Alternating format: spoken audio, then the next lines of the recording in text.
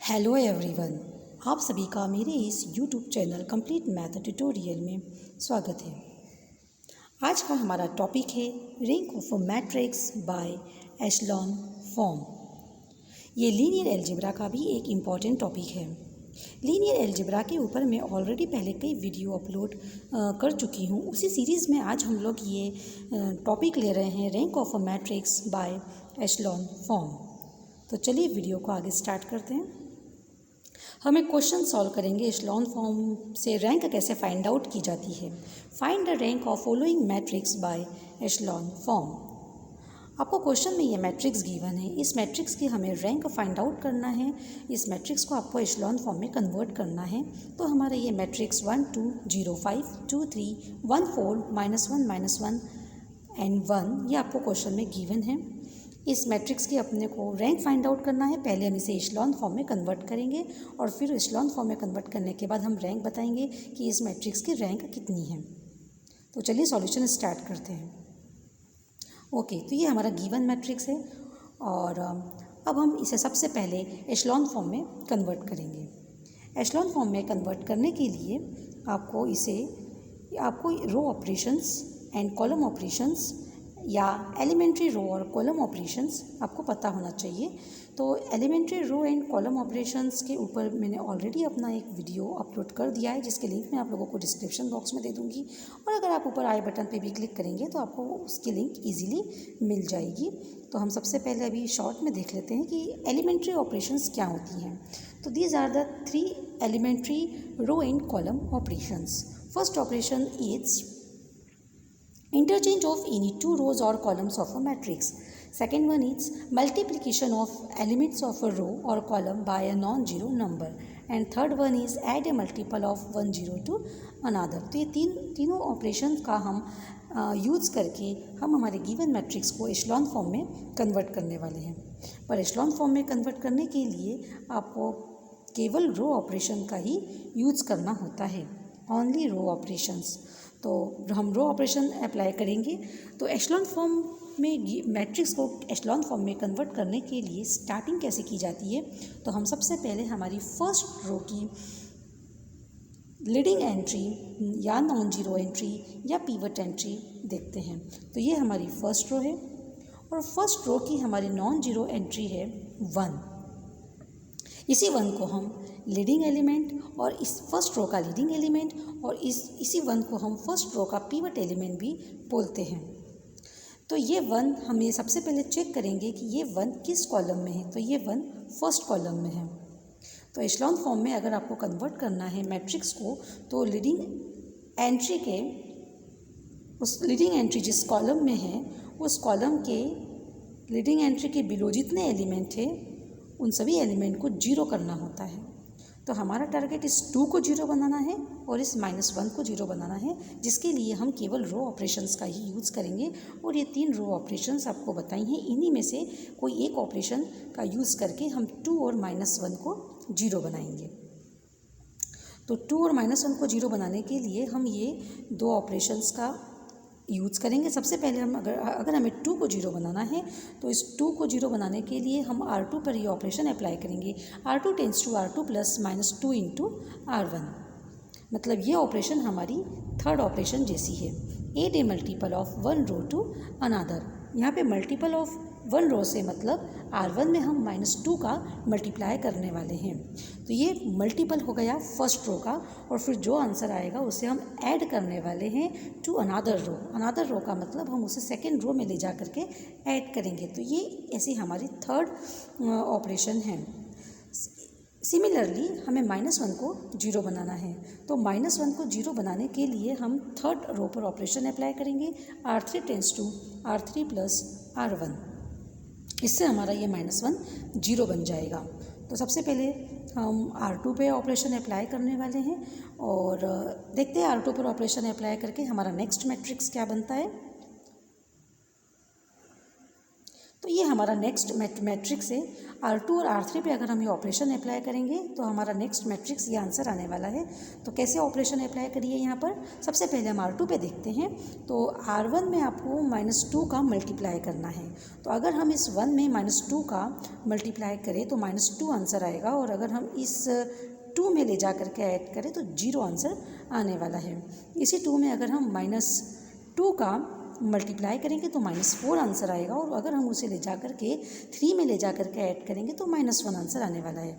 और अगर हम 0 में -2 का मल्टीप्लाई करेंगे और अगर उसे ले जा कर के अगर हम 1 में ऐड करेंगे तो 1 आंसर आएगा। 5 में अगर हम -2 का मल्टीप्लाई करेंगे और अगर हम उसे ले जा कर के 4 में ले जा कर के अगर हम ऐड करेंगे तो -6 आंसर आने वाला है।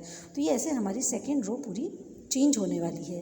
अब हम थर्ड रो पर ऑपरेशन लगाएंगे, R3 tense to R3 plus R1, मतलब सिंपली हमें R1 और R3 को जोड़ देना है।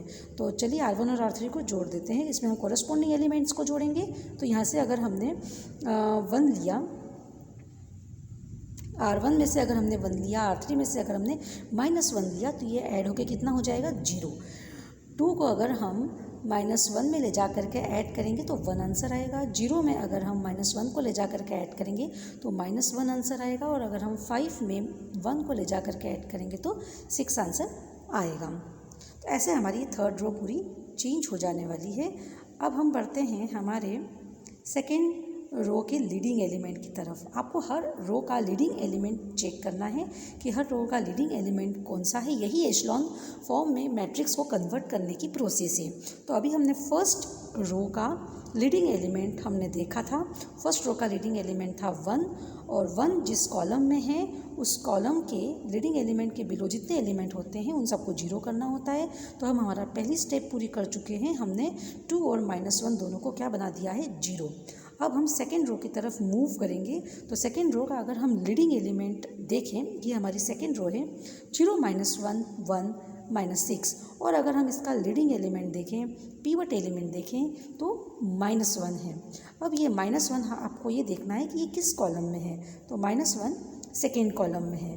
तो प्रोसेस ये है कि आपका लीडिंग एलिमेंट जिस भी कॉलम में होता है तो लीडिंग एलिमेंट के बिलो उस कॉलम में जितने एलिमेंट हैं उन सबको 0 बनाना होता है। तो यहाँ पर -1 हमारा लीडिंग एलिमेंट है जो कि सेकंड कॉलम में है, और उसके बिलो में केवल बस ये एक ही एलिमेंट है 1। तो अब हमारा टारगेट इस 1 को 0 बनाना है। इस 1 को 0 बनाने के लिए हम R3 पर ऑपरेशन अप्लाई करने वाले हैं। तो R3 पर हम ऑपरेशन लगाएंगे, R3 टेंस टू R2। तो ये ऑपरेशन ये हमारे थर्ड ऑपरेशन जैसी ही है, add a multiple of 1 row to another. तो अब हम R3 पे अगर ऑपरेशन लगाएंगे तो इससे हमारा नेक्स्ट मैट्रिक्स क्या बनेगा, हमारा नेक्स्ट मैट्रिक्स में R3 पूरी चेंज होने वाली है। तो R3 पूरी चेंज होकर के 0 0 0 0, ये आंसर कैसे आता है हम लोग देखते हैं। हमें सिंपली R3 और R2 को ऐड करना है। तो अगर आप कोरेस्पॉन्डिंग एलिमेंट को आपस में ऐड करेंगे तो 0 में अगर आप 0 को ऐड करेंगे तो 0 आंसर आएगा।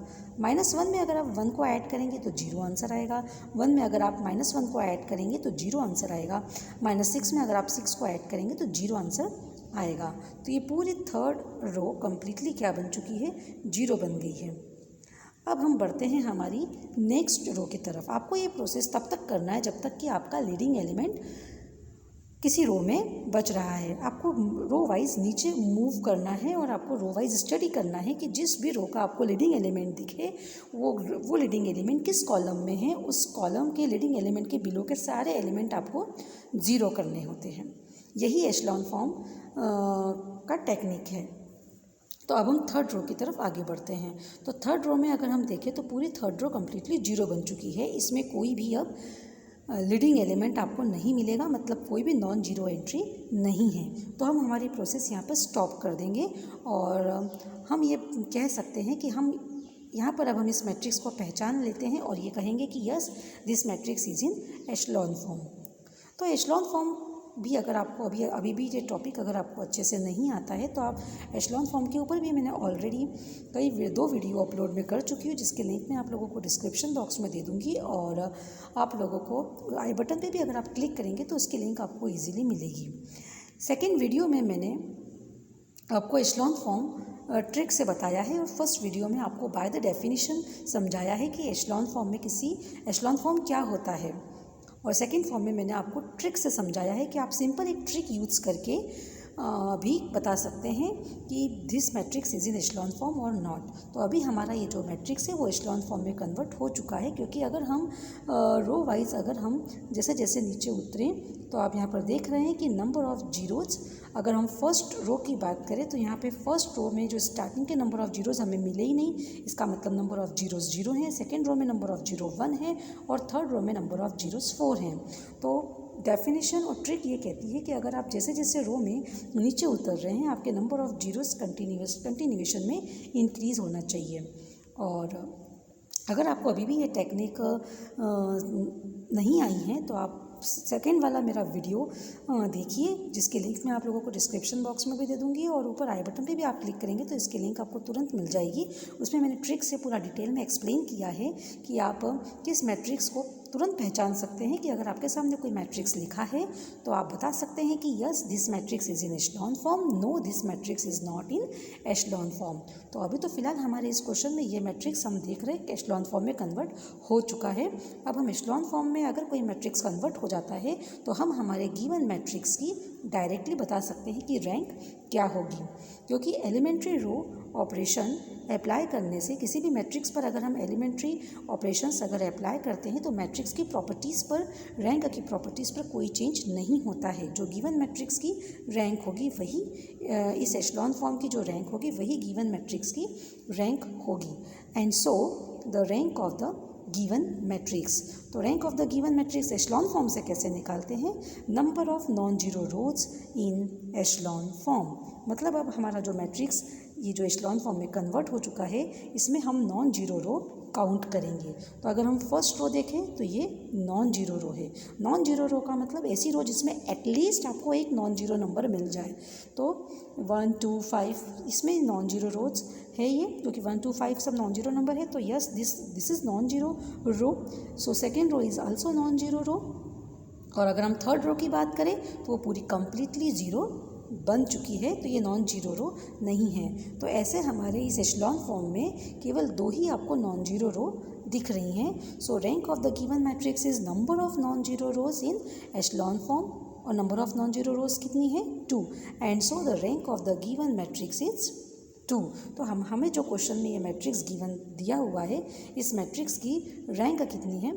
2 रैंक है। ओके तो बस आज के इस वीडियो में बस इतना ही। लीनियर अलजेब्रा पर अभी मैं और बहुत सारे आगे वीडियोस अपलोड करने वाली हूँ, तो उसके लिए आप अभी मेरे चैनल को सब्सक्राइब कर लीजिए, ताकि अगर मैं कोई नया वीडियो अपलोड करती हूँ तो आपको उसकी लिंक तुरंत मिल जाए, उसका नोटिफिकेशन आपको तुरंत मिल जाए। Okay so thank you for watching my video. So next video में हम नए टॉपिक के साथ में फिर मिलेंगे, तब तक के लिए नमस्कार।